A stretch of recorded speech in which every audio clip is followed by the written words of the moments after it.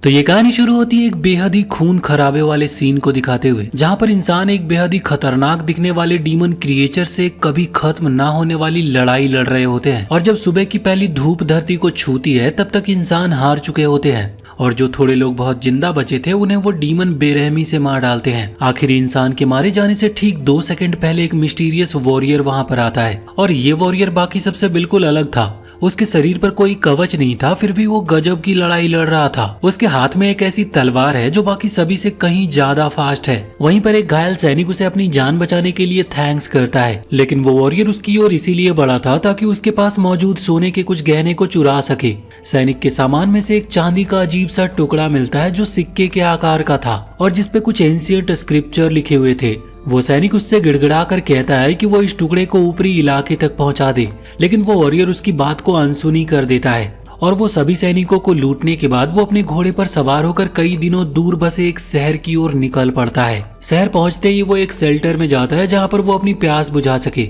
और कुछ खाना खरीद सके। लोग उसे चुपचाप घूरते रहते हैं और कई लोग तो उसके पास मौजूद चीजों को लेना चाहते थे, लेकिन सभी उसे देखकर डर रहे होते हैं। वो उस चांदी के टुकड़े को ध्यान से देखता है जो उसने उस सैनिक से छीना था और उसे एहसास होता है कि उसमें ऐसी कोई जादुई शक्ति है जिसे वो अभी तक समझ नहीं पाया है। तभी वहाँ पर एक 3 सर वाला डीमन आता है। वो डीमन उससे वो चीज वापस मांगता है और वार्निंग देता है कि अगर उसने ऐसा नहीं किया तो उसे इसके बहुत बुरे परिणाम भुगतने होंगे। उस डीमन का भयानक रूप सबको हैरान कर देता है, लेकिन ये वॉरियर आगे बढ़ता है और एक कुर्सी उठाकर उसे मारता है और वहाँ से बाहर निकलकर उसे लड़ने के लिए चैलेंज करता है और अपनी तलवार से एक बेहद ही तेज वार करने के साथ ही उसे समझ में आ जाता है कि ये लड़ाई आसान नहीं होगी, क्योंकि डीमन की स्किन पत्थर जितनी कठोर थी और तलवार उस पर असर नहीं कर पाती। और इससे भी बुरा ये होता है कि डीमन के पहले वार से ही उसकी तलवार टूट जाती है, लेकिन किस्मत से उसी टूटी तलवार का एक टुकड़ा मिल जाता है जिससे वो डीमन के 3 सिरों में से एक पर वार करता है और इस बार वो उसका शरीर भेदने में सफल रहता है। एक सिर के मरते ही उसे कुछ सेकंड मिल जाते हैं जिनका फायदा उठाकर वो वहां से भाग निकलता है, क्योंकि बिना तलवार के वो उस डीमन का सामना नहीं कर सकता था। वो डीमन उसे वार्निंग देता है कि जब तक वो सिक्का उसे नहीं सौंपेगा तब तक अंडरवर्ल्ड का हर डीमन उसका पीछा करेगा। ये जानकर कि वो उन सब का सामना नहीं कर सकता, वो उस सिक्के को पानी में फेंक देने का फैसला करता है ताकि मुसीबत से बचा जा सके। लेकिन तभी एक अजीब सा जादू होता है। वो सिक्का चाहे जितनी दूर फेंके वो हमेशा वापस से उसकी जेब में लौट आता था और अब उनकी किस्मत आपस में जुड़ चुकी होती है और उसे ये पता लगाना ही होगा कि आखिर ये सब क्यों हो रहा है। और शायद असली सजा शक्ति का होना नहीं बल्कि उसे कभी छोड़ ना पाना है। शहर छोड़ने के बाद वो एक विच की झोपड़ी तक पहुंचता है जो पैसे के बदले लोगों को सलाह देती है। वो विच उसे बताती है कि उसके हाथ में दुनिया के 3 एलिमेंटल्स में से एक है। ये सिक्का जिसके पास होता है वो उसकी आत्मा से जुड़ जाता है और उसे एक बहुत ही स्ट्रॉन्ग पावर देता है और उनका ये कॉम्बिनेशन उसकी मौत के बाद ही टूटता है और उसके बाद से वो सिर्फ एक चांदी का सिक्का नहीं रहता बल्कि एक इनविजिबल जंजीर बन जाता है। और इससे छुटकारा पाने के लिए उसे दुनिया के नक्शे के आखिरी छोर तक जाना होगा जहाँ पर बेहद खतरनाक जमीनें हैं और यही एकमात्र रास्ता है जिससे वो अपनी सोल को उस मौत से बचा सकता है जो उसका पीछा कर रही है। यात्रा के पहले ही दिन, जिसे डीमन स्टॉकर कहते हैं, वो घने कोहरे में फंसकर एक गुफा में चला जाता है जहाँ पर इंसानों और डीमंस के रिमेन्स पड़े होते हैं, जिससे उसे लगता है कि यहाँ पर कोई भयानक लड़ाई हुई थी। लेकिन ऐसा लगता है मानो किसी ने शिकार करने के बाद ऐसा छोड़ दिया हो। और कुछ ही देर के बाद वो असली भूखे मेहमानों से मिलता है जो थे रेत के कीड़े, जो इस गुफा में आने वाले हर इंसान को निगल जाते थे। वहीं एक कोने में रखी एक संदूक में स्टॉकर को एक बौना दानव मिलता है जो मदद की भीख मांग रहा था। उसका नाम डुडाव था और वो स्टॉकर की जान बचाने के कारण उसका कर्जदार बन चुका होता है और इस तरह से स्टॉकर को अब एक साथी मिल चुका था, कम से कम तब तक जब तक डुडाव अपना कर्ज ना चुका दे। डुडाव उनका रास्ता याद रखता है और उसे बाहर निकलने में मदद करता है। अब वो एक टीम बन जाते हैं। डुडाव उसके सिक्के पर लिखी भाषा को पहचान लेता है। असल में वो मोर्टियन भाषा होती है जो एक बेहद ही पावरफुल और डेड लैंग्वेज थी। वो उसे पढ़ नहीं सकता था, लेकिन उसका पुराना गुरु शायद उसे समझ सके।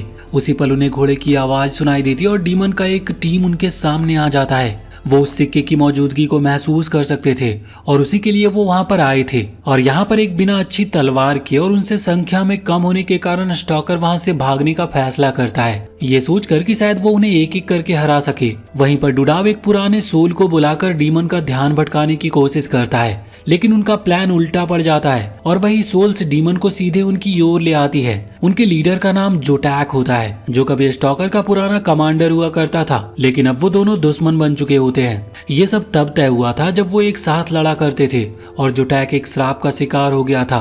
अंडरवर्ल्ड से उसे बचाने के लिए स्टॉकर को अपने ही दोस्त का सिर काटना पड़ा था और यहाँ पर एक ही दर्पण के दो परछाई आमने सामने खड़ी होती है। स्टॉकर जो जिंदा रहने के लिए मारता है और जोटैक जो इसीलिए जिंदा है क्योंकि वो मारा गया था। उनमें से एक डीमन बनने से डरता और दूसरा पहले ही उस रास्ते को अपना चुका है। पुरानी दोस्ती की आखिरी निशानी के तौर पर जोटैक उसे एक सिंपल लड़ाई का मौका देता है और उसे एक तलवार सौंपता है। लड़ाई लंबी चलती है और स्टॉकर लगभग हारने ही वाला होता है, लेकिन एक फुर्तीले वार से वो जोटैक का एक हिस्सा काट देता है और उसी पल का फायदा उठाकर वो वहाँ से भाग निकलता है। उसी रात डुडाओ समझाता है कि अगर नेक्रो सच में इसमें शामिल है तो उन्हें किसी भी हालत में ये सिक्का उनके हाथ नहीं लगने देना चाहिए, वरना दुनिया का अंत कन्फर्म है। जब वो उसके पुराने गुरु की कब्र पर पहुंचते हैं तो देखते हैं कि नेक्रो के पुजारी वहाँ एक अनुष्ठान कर रहे थे, जिससे उसके गुरु की किताबें हासिल करना अब और भी ज्यादा मुश्किल हो गया था।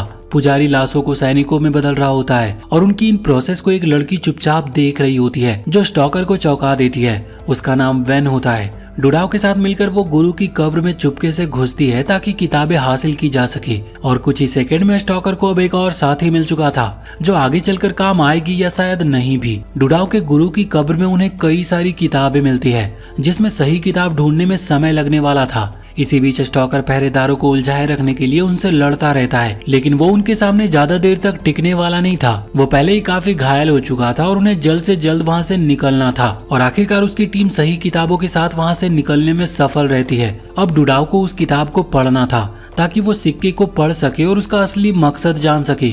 ये काम सुनने में जितना आसान लगता है, असल में उतना ही मुश्किल था, क्योंकि खतरे हर तरफ थे। जैसे एक ऐसा गोलम जो लेजर किरणों से लैस था और खुद उस सिक्के को पाना चाहता था। स्टॉकर अपनी तलवार से जितने भी वार करता उसका कोई असर नहीं होता उसके ऊपर। वो गोलेम बहुत ही हार्ड पत्थर का बना था, लेकिन उसके शरीर पर भी एक कुछ लिखा होता है। जब स्टॉकर उस मुहर को उखाड़ता है तो उसे उसका दिल दिखाई देता है और उसे डिस्ट्रॉय करते ही वो गोलम लगभग बिखर जाता है और वो लोग जीत जाते हैं। उधर जोटैक का वो पुजारी उसका कटा हुआ हाथ फिर से जोड़ देता है, लेकिन अब वो इंसान जैसा नहीं दिखता। उसके शरीर पर कई मैकेनिकल उपकरण लगे होते हैं जो स्टॉकर को हमेशा के लिए खत्म कर सकते थे, लेकिन किस्मत से स्टॉकर उस सिक्के का एक हिस्सा जान लेता है और जब भी कोई खतरा पास आता है तो वो चमकने लगता है, जिससे वो दुश्मनों को पहले ही अंदाजा लगा सकते थे। लेकिन प्रॉब्लम ये है कि दुश्मन अब पहले से कहीं ज्यादा ताकतवर और जानलेवा होते जा रहे थे। वो लोग डुडाओ को चारे की तरह इस्तेमाल करते और अब उसके काम आने का समय आ चुका था और लगभग 6 दिनों के बाद डुडाओ उस सिक्के पर लिखी भाषा को पढ़ने में सफल रहता है। उसमें एक मिस्ट्री छुपी होती है जो कि एक भविष्यवाणी थी। सिक्का सिर्फ शक्ति की वस्तु नहीं थी, बल्कि अब तक बनाए गए सबसे शक्तिशाली हथियार की ओर इशारा करने वाला एक कंपास है और उस हथियार का नाम है लाइट ऑफ टैलेंट, जिसमें इतनी ताकत है कि वो दुनिया पर राज कर सकता है और उसे बुराई से बचा सकता है। भविष्यवाणी के अंत में डुडाओ स्टॉकर से कहता है कि वो उस सिक्के के बंधन से मुक्त कर सकता है, लेकिन तब वो उस तलवार तक पहुंचने का रास्ता खो देंगे। ये एक ऐसा फैसला होता है जो स्टॉकर को खुद लेना था। या तो वो आजाद हो सकता था या फिर अपने मिशन को जारी रख सकता था, और यहाँ पर स्टॉकर अपनी आजादी को चुनता है। अगली सुबह वेन उस सिक्के को लेकर वहाँ से गायब हो जाती है और वो खुद को चोरों को एक टीम से घिरा हुआ पाते हैं, जिसको लीड ग्रेनवेल नाम की एक औरत कर रही थी, जो जिंदगी की कीमत सिर्फ इस आधार पर आंकती है कि वो उसे क्या दे सकती है। ग्रेनवेल वेन की माँ होती है और असल में वो गद्दार निकलती है, जिसने सीधे उन्हें जाल में फंसाया था। उसे सिक्के के बारे में सब कुछ पता था और जैसे ही स्टॉकर ने बंधन तोड़ा था, वहीं पर उसके धोखे के लिए सही मौका बन गया और अपने विश्वासघात के बदले वेन को चोरों के गिल्ड का निशान दिया जाता है और अब वो उन्हीं में से एक बन जाती है। लेकिन स्टॉकर उनके लिए एक प्रॉब्लम होता है जिसे उन्हें खत्म करना ही था। और जब ग्रेनवेल अपना भाषण दे रही होती है, उसी दौरान डुडाओ धरती से कुछ वर्ड कहता है और थोड़ी देर में वहाँ पर जो मरे हुए लोग थे वो उठ खड़े होते हैं और वो उस डीमन कबीले पर हमला कर देते हैं। उनकी ताकत इतनी होती है कि वो इससे मजबूत इंसान के भी शरीर के टुकड़े कर सकते थे और वहाँ पर चारों तरफ अफरा तफरी मच जाती है। ग्रेनवेल उन डीमंस का शिकार बन जाती है और स्टॉकर उस सिक्के को वापस ले लेता है। जब सब कुछ खत्म होता हुआ लगता है, तभी डुडाओ अपनी बांसुरी बजाने लगता है और डीमन शांत हो जाते हैं और वो फिर से अपने कब्रों में वापस लौट जाते हैं और इस तरह से वो स्टॉकर की जान बचाने में सफल रहता है। उस सिक्के के हाथ में आने के बाद स्टॉकर को प्रिंस बाल्डोर के पास ले जाया जाता है, जिसके पास लाइट ऑफ टैलेंट को बुलाने की शक्ति होती है। वो सिक्का उसे सौंप देता है, लेकिन बदले में उसे कोई इनाम नहीं मिलता। इसके बजाय राजकुमार उसे मार डालने और सिक्का छीन लेने का ऑर्डर देता है।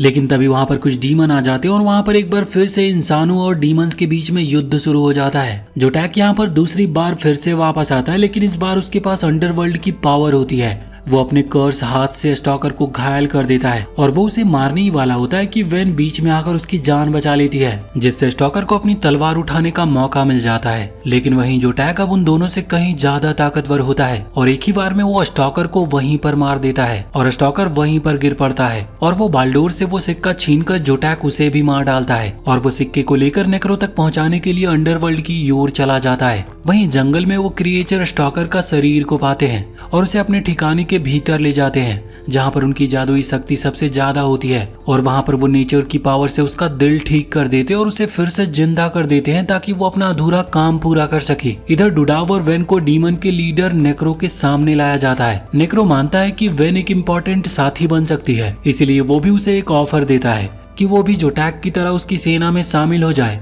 लेकिन उसका जश्न तब टूट जाता है जब स्टॉकर वहां पर पहुंच जाता है, जो अब न सिर्फ पहले से ज्यादा ताकतवर था बल्कि उसकी सहन शक्ति भी कहीं ज्यादा बढ़ चुकी होती है। डुडाव उससे वेन को बचाने की गुहार लगाता है, लेकिन जल्द ही उसके लिए बहुत देर हो सकती थी। अगर उसे वेन को बचाना है तो उसे जोटैक का सामना करना ही होगा, जो अब नेक्रो की वजह से पहले से कहीं और ज्यादा शक्तिशाली बन चुका था। डुडाव इस मौके का फायदा उठाकर नेक्रो को चुनौती देता है, जो सबसे शक्तिशाली और खतरनाक जादूगर था, उसी